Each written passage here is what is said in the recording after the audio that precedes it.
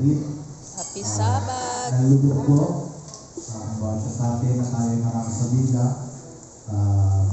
Espesyal na Sabado na ito gawa ng Sabado nito ay ang anniversary ng Sarasusunod. So, bago tayong magsimula sa ating pag-awitan, nangyayari ko po lahat yun po para sa sandaling paglang. Let's pray. Ang banal Diyos na makapangyarihan po sa lahat, ang mga sa puso amin, ay nagagala sa araw ng Sabado, espesyal na araw ng Sabado na ibibigay sa bawat isa sa amin para kami ay mag-celebrate ang anniversary ng simbahan ito. Panginoon, sa umaga nito, dalangin namin ang aming mga kapatiran na papunta pa lang po dito sa bahay sa bahay.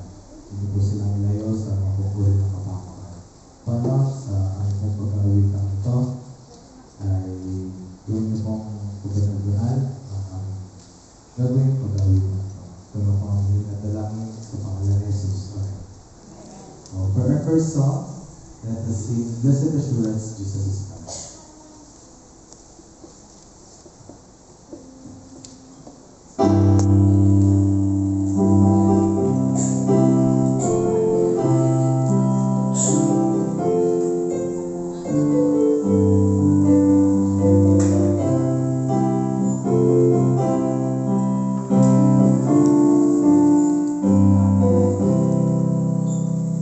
Blessed assurance, Jesus is mine. Oh, what a foretaste of glory divine. Heir of salvation, purchase of God, born of His Spirit, washed in His blood. This is my story, this is my song, praising my Savior all day long. This is my story, this is my song.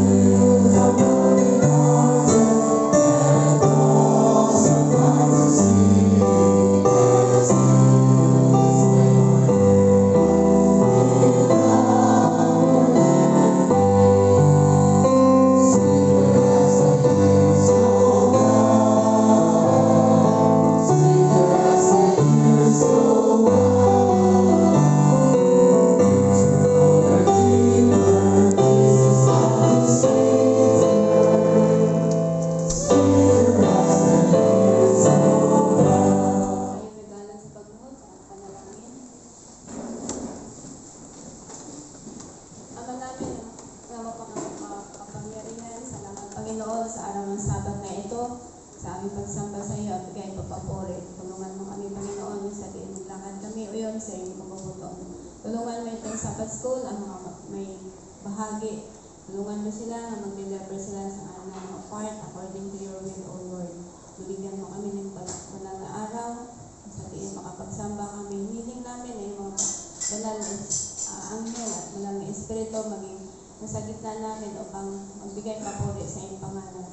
Ito naman binahiling mo lamang tao sa mga sala sa ngalan ni Jesus. Amen. Ngayon sumapit na 16 years na ganap. Pauluhan ang Sabbath School sa inyo po'y nagbubugay. Mga puso namin ito'y marugdog na nagmamahal. Maligayang nagpupuri sa Diyos nating manlalalang pagkat patuloy ang kanyang pagpapalang walang hanggan. Masdan ninyo ang kaanib ng iglesia ng Payapo. Kasiglahan at sigasig sa ngayon ay punong-puno. Yang ating manunubos, nagpapalat, sumusuyo sa matatanda, sa bata, kabataan, siyang pamati. Simula sa unang taon, ang Tagapo Church matatag ay patuloy ang paggawa. Kaani ba ay masisipan? Bawat taong nagdaraan, pagsulong ay nababakas sa gusali, kasangkapan, sa kaani at sa lahat. Sigasig sa gawain, hindi tayo nahuhuli.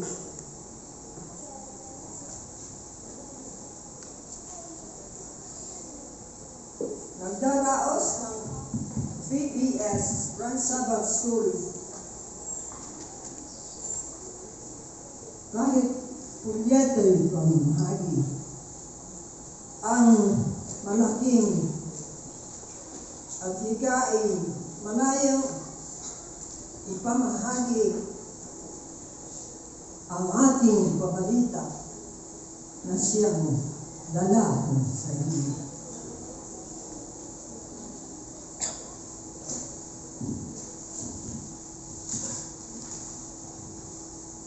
Mga bata ng Tagapo'y tumutupad ng tungkulin. Nag-aalay tanging awit sa Sabbath School sa AYD. Opening prayer, testimony. May pangwakas na dalangin. Sila rin mga walang gulat na masanay sa gawain. Patay naman sa pagsulong ng gusali sa iglesia, hindi mapatigil pag-aayos ng bunda, loob, labas ng gusali. Inaayos kapag daka kung madamang nararapat, isaayos nang matapos na.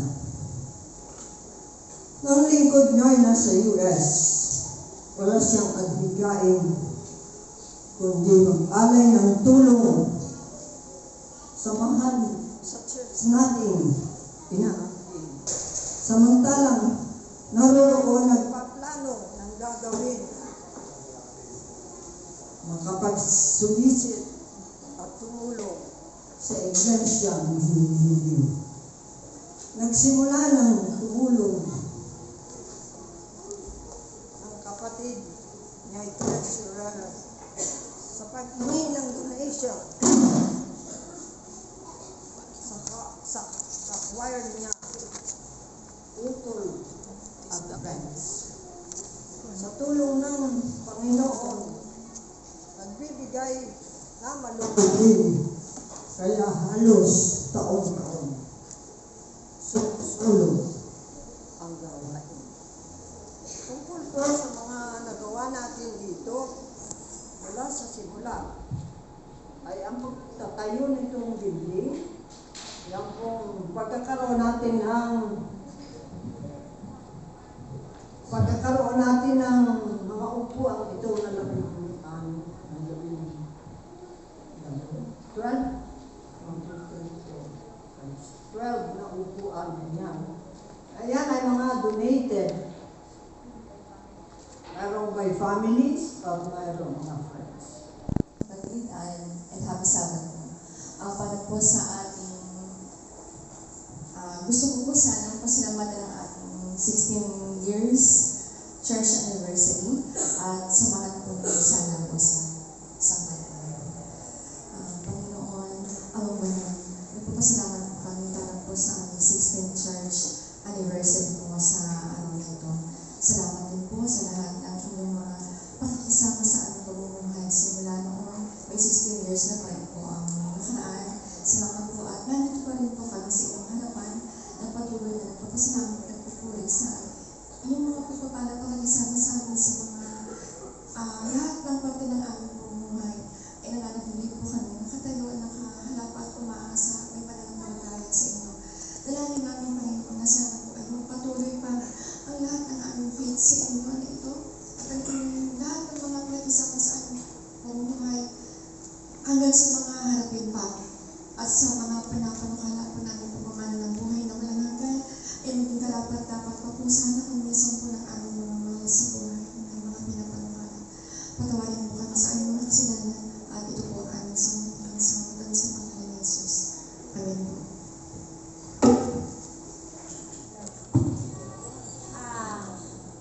Kanina nung nakikita ko yung pinaplas dyan na mga nangyari nung una, nakita ko yung picture ko nakatalikod nga lang, may hawak na pala. Yung short. Alam niyo, sana dadating ko yung pala na yun ngayon. Pero, wala naman akong sasakyan, mahirap magbitbit. Hindi ko na lang dinala. At parang, nung makita ko nga kanina, parang, yung dibdib ko parang sumakit kasi naalaala ko din po yung sa buhay na umalis na siya pinadala ng Mother Charles para magkaroon dito ng isang makatulong sa gawain dito kasi noon po wala ditong church dito sa Tagapo, walang pinadala kami mag-asawa ng Mother Charles para siyang manguna. Kami yung kauna-unang pinadala ng Mother Charles, kaya gusto kong isama din siya sa aking mga salita sapagkat dito rin siya muntik ng nawala ng buhay kasi alam niyo po itong lugar na ito ay puro puno. Puro puno po talaga yan. Mangga, chiko, lahat ng prutas narito na. At ito ay ganito kataas, hindi ganito kataas. Kung ano yung nakikita niyo sa baba, mas mababa pa doon. Kaya kami ay 12 o hindi pala. Kami mag-asawa ni Brother Eddie, si Tatay Luis. Bali, 6 lang kami na talaga si Inang Melba, kasama namin kasi siya yung dinala namin, pinadala din ng church. Siya yung ginawa ditong treasurer at saka yung, ano ba yun? Meron pa siya yung isang mahalagang tungkulin dito. At kami po nga ay walang babae, walang lalaki na hindi talaga tulong-tulong nag-aano ng mga lupa sapagkat ito'y puro buto ng kahoy.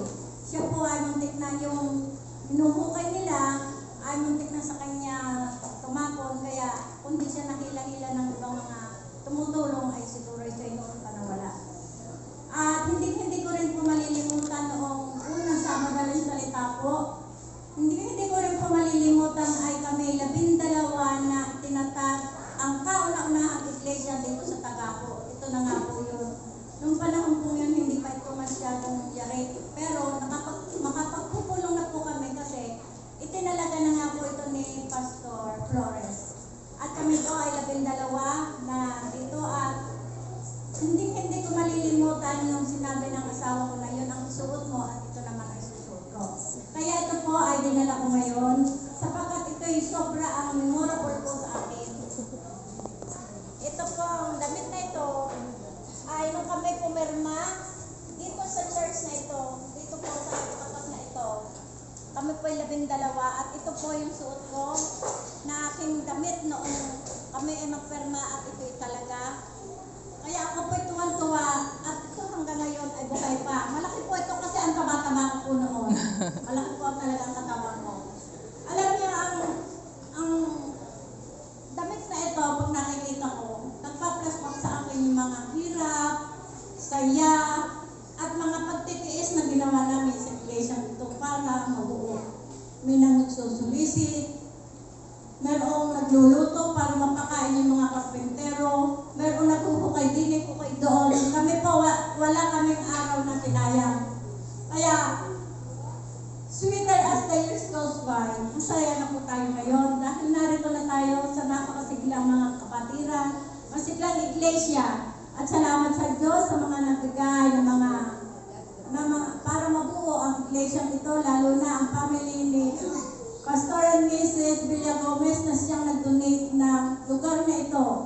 Kahit po sila'y wala dito, lagi namin siya pinaalaala dahil siya po, kundi sila nagbigay ng lugar na ito, ng lupang ito, hindi po ito mangyayari. Kasi wala po talaga. Imagine po nung kami ay magtayo dito, 80,000 lang po ang hawak namin. Paano nangyari yun? Paano nangyari yun? Ang ganito kalaki na iglesia na natayo. Kaya sa tulong ng Panginoon at pagsama-sama ng mga kapatid, yung ibang kapatid sa Mother Church, si Brother Eddie, mag-asawa, Limosonero, bali 15 na po kami nung makatapos po yung dedication, dumami na, medyo po yung Sabado dumadami na hanggang kami pinupuntahan na ng mga ibang iglesia. At salamat sa Panginoon, purihin ang Panginoon, tayo nagpapatuloy, 16 na taon na tayo. Nagsimula tayo sa 12, ngayon 16 na taon tayo, at sana sa tulong ng Panginoon, datingin natin ang masagana. Pagdating niya, sa pagparito niya, madalang tayo lahat. Kung gano'n tayo karami ngayon, di po ba? Amen. Tayo ay magsama-sama. Huwag natin kalilimutan ang ating gawain, ang ating pananampalataya. Kung tayo man ay medyo nagda-down o tulad ko, ang aking isang masakit na. Gusto ko makasimba lagi, hindi makalis pag walang mag-aakay. Kaya sana ang dalangin ko, habang ako'y nabubuhay, magampanan ko ang aking tungkulin para sa Panginoon. Happy Sabbath po at happy anniversary sa inyo lahat. Ano yun, Bi? Sabi niya, magdala ka ng magdala ka ng bagay na nagpapaalala sa iyo ng taga mo SDA Church, sabi niya sa akin. Tapos sabi ko, sabi ko, mag-prito na lang po ako ng chicken. Sabi ko sa kanya, tapos mag-iisip ako kung ano yung naaalala ko. Sabi ko, parang wala akong maalala, sabi ko ganun sa kanya. Tapos, pero tinanggap ko pa rin, siyempre. Tapos, habang nasa bahay ako, iniisip ko, ano kaya ang gagamitin kong bagay sa buhay. Tapos, naalala ko, yung bagay na gusto mong ipadala niya kaila sa akin, hindi po siya kasya dito sa simbahan pag yun ay ipasok ko po. Ang laki po, jeep, jeep.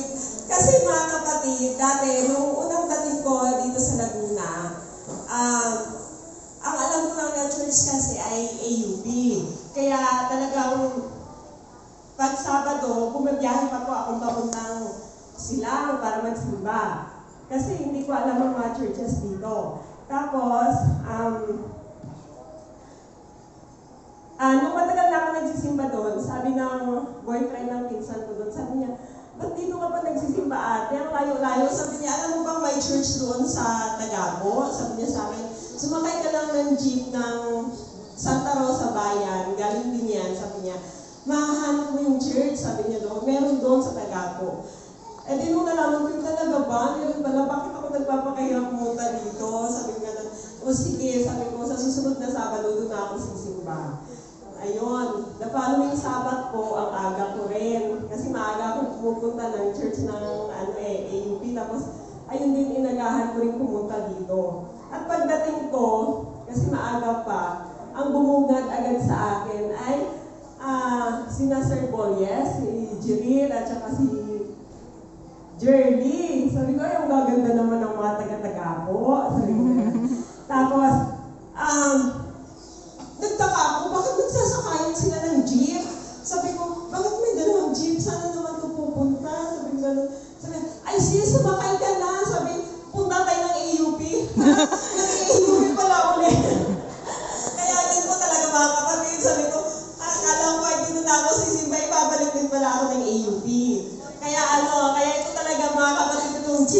naalala ko, ito talaga yung una kong experience dito sa Tagapo. Talagang sumakay ako ulit ng jeep papuntang Tagapo. At ako po ay masaya kasi kahit bisita ako, ay maganda yung pakikisama ng mga nakasabayan ko sa jeep. Diba? Ang pinaka-naalala ko po talaga, si Ma'am Ruby. kasi kahit tingin ko kay Ma'am Ruby, sabi ko, hala, ang sungit naman dito tingnan. Yun talaga ang tingin ko kay Ma'am. Sabi ko, saan po ako magbabayad? Sabi ko gano'n kay Rina. Sabi niya, doon kay treasurer, kay Ma'am Ruby. Tapos sabi ko, parang naano naman akong lumapit. Kasi di ba, sabi ko, parang ang sungit ni Ma'am. Pero habang tumatagal, nung nakilala ko si Ma'am, ay doon ko nakilala yung napakabuti niyang puso. Talagang maraming memories po ang Tagapo para sa akin kasi dito ko na rin nakilala yung asawa ko at naging ninang ko kasi Ma'am Ruby sa amin kasi napakadami kong memories ang Tagapo sa akin at ang simbahan na ito po ay talagang dito ko naramdaman na pamilya ako, gano'n, yung walang estado kung ano ka, talagang ang trato sa iyo ay talagang pamilya. Dito ko po talaga naranasan. At saka, alam niyo po mga kapatid, dito po talaga ako laging, hindi kasi ako nagagamit sa church. Talagang, lagi na ako nakaupo. Yung, kumbaga, parang pumupunta lang ng simbahan, tapos pagkabigyan ng part, talagang todo tanggi. Thank you po. Todo tanggi. Alam mo yung, talagang, parang wala talagang guts para tumayo sa harap. Pero itong Adventist Church na ito, talagang, sige na! Talagang pinipilit ako lagi, sige na tumayo ka dyan. Kahit sawang-sawa na siguro sila sa pakinig sa akin, na lagi na lang umiiyak tuwing tumatayo dito. Ganun, lagi na lang ganun na eksena. Pero mga kapatid, ako talaga ay nagpapasalamat sa Panginoon na nakarating ako sa church na to. Kasi talagang malaking bahagi po siya ng aking buhay at nag-grow ako sa aking pananampalataya sa tulong ng mga miyembro ng iglesia ito. Kaya ako po ay ipinagmamalaki ko po talaga ang church na ito. Sana mga kapatid ay patuloy po na pagpalain ng ating Panginoong Diyos ang simbahan ito na maging daan upang siya'y makilala pa ng mga taong wala sa pananampalataya dahil ayun naman po ay talagang posible dahil sa mga kapatiran na may mabuting puso at malasakit sa mga tao. At naway pagpalain tayong lahat ng ating Panginoon na maging tapat pa tayo sa ating pananampalataya. Ayun lamang po at maraming salamat po. Happy Sabbath anniversary po sa lahat. So, ang aking po i-share yung umagang ito is about sa aking pong Bible. So, ito pong Bible ko is, ito po yung nagpapaalala sa akin sa Tagapo. Itong Bible ko po kasi binigay sa akin yung ako po ay nagpabigay dito sa Tagapo ng official member. Ito po, binigay po ito sa akin.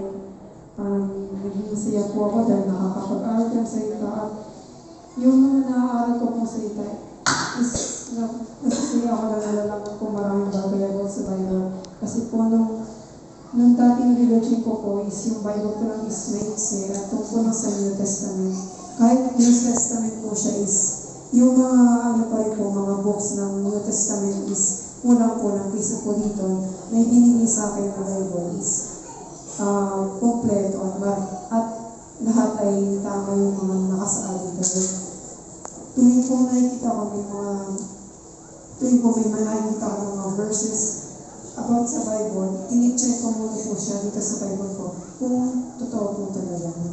At ito pong Bible nakatulong sa akin ito sa pag-aaral ng mga activities sa mga Bible, characters at marami pang iba. So kaya po ito nagkakaroon kami ng activities sa church ng EY programs.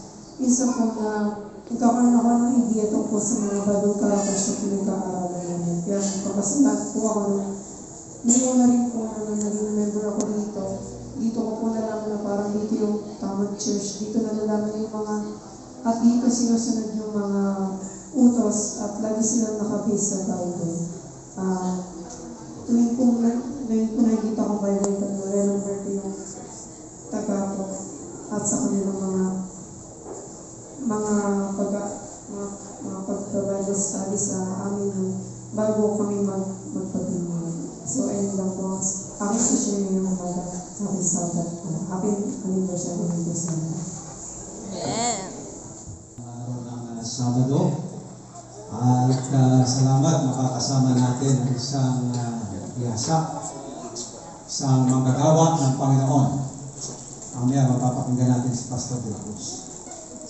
Ngayon pong umagang ito ay isang kagalakan na atin pong maripasong lesson. Bali 10 minutes na lang yung aking time. Kung hindi ako nagkakamali, ay tama. Okay. At bago tayo magpatuloy sa pag-aaral, ay nais ko pong dalangin kayo. Ama namin Diyos, maraming salamat sa inyong kaligtahan po. Salamat sa inyong pag-ibig at sa kapangyarihan ng Ebanghelyo. Ipagpala sa amin ang Espiritu upang kami patuloy na lumalim ang pagmamahal at pagdimisyon sa kapwa. Inaasahan namin ang inyong pamumuna bilang pagsasariwa ng mga bagay na dapat natin paghawakan. Ito po ang aming hiling sa pangalan ni Jesus. Amen. So, malinaw po sa ating paksa, yung pag-aaral natin ay may kinalaman sa mission to my neighbor. Ayan, tayo ay may mga tungkulin sa ating mga neighbor. Sino ba ang ating unang mga neighbor? Siguro mga kasambahay, ano? Kaya, misis, neighbor. O mga karatig natin.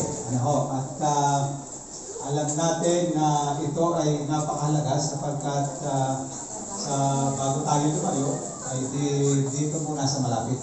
Ano po, yun ang nais ng Panginoon para sa atin. Napakapayak ng payo ng Panginoon batay sa Lucas 10, talatang 27, ang ating memory text, Brother Raymond. Ano sabi doon? At sumagot si Jesus. Iglesia niya. Okay. At sumagot si Jesus, ibigin mo ang Panginoong Diyos ng iyong buong puso at ng buong kaluluwa at ng buong lakas at ng buong pag-iisip. Katulad ng pag-ibig mo sa sarili ay ibigin mo siya. Ano po? So, ito ang tinatawag nating gospel in action. Opo.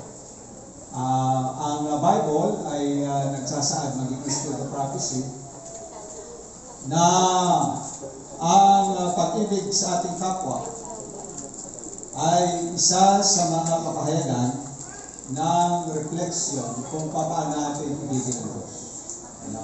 Diba ang sabi sa unang Juan 4:20, paano mo maiibig ang Diyos na hindi nakikita, yung ang kapwa nakikita mo, hindi mo maibig.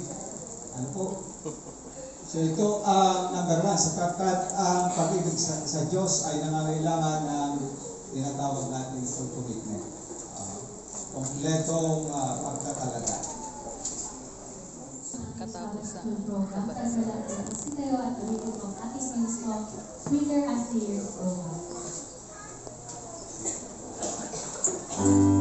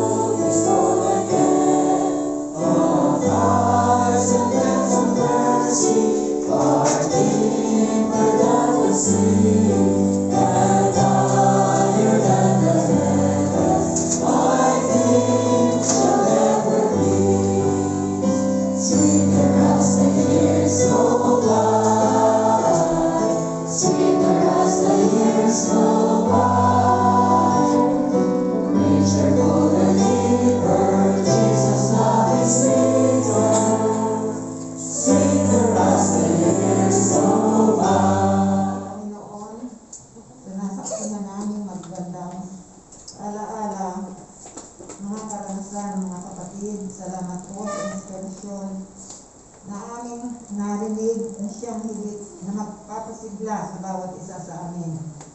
Kayo po ay pinupuri namin, pinasasalamatan dahilan sa patuloy na masigla ang iglesyang ito.